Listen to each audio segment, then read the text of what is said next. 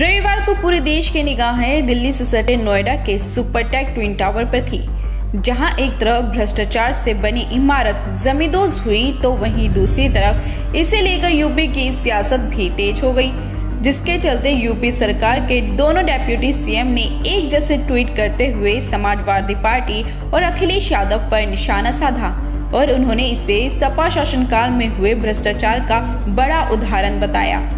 बता दें कि यूपी के डिप्टी सीएम ब्रजेश पाठक और केशव प्रसाद मौर्य ने ट्वीट करते हुए लिखा, नोएडा का Supertech twin tower Samajwadi party के भ्रष्टाचार और अराजकता की नीति का जीवंत प्रमाण है।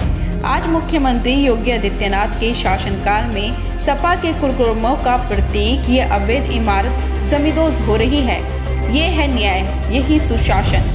तो वहीं जैसे ही दोनों डेप्यूटी सीएम का ये ट्वीट सामने आया, वैसे ही सपा ने भी इस पर पलटवार करने में देरी नहीं की।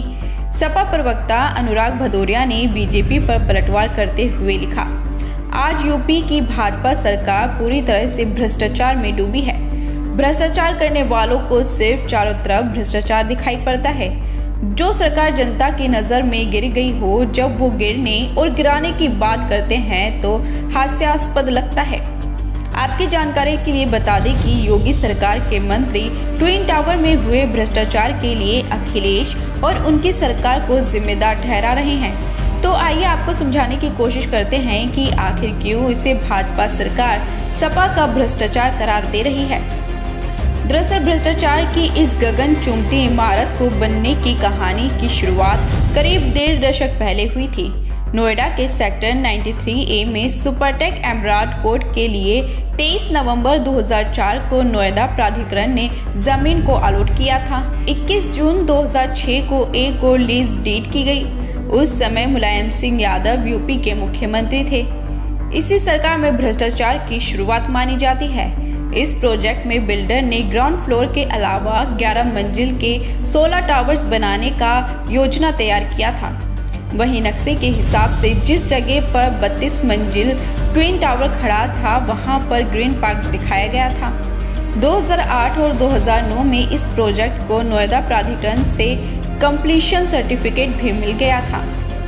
28 फरवरी 2009 को उत्तर प्रदेश शासन के नए आवंटियों के लिए FAR बढ़ाने का निर्णय लिया।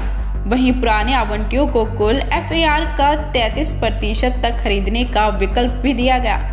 इसी के साथ बिल्डरों को भी अधिक फ्लैट बनाने की छूट मिल गई, जिसके बाद साल 2012 में बायर्स ने इलाहाबाद हाई कोर्ट का रुख किया।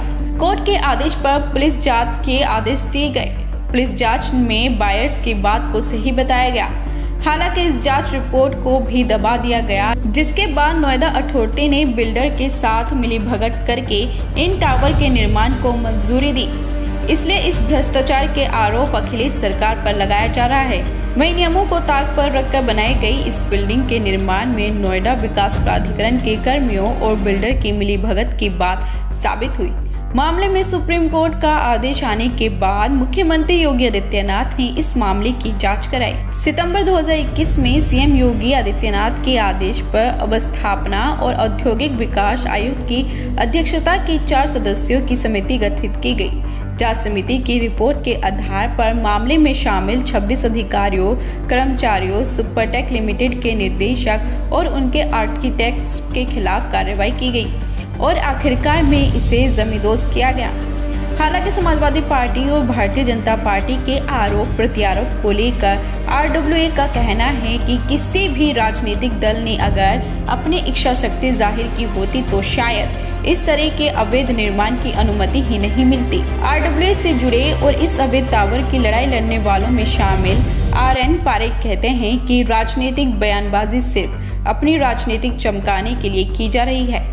सरकार का शिकंजा अगर इतना मजबूत होता तो इस अवैध ट्विन टावर को मंजूरी देने वाले नोएडा अथॉरिटी के तत्कालीन CEO मोहिंदर सिंह, पूर्व CEO RP अरोड़ा समेत दूसरे बड़े नोएडा अथॉरिटी के अधिकारी अब तक न सिर्फ जेल में होते बल्कि उनको कड़ी से कड़ी सजा मिल चुकी होती।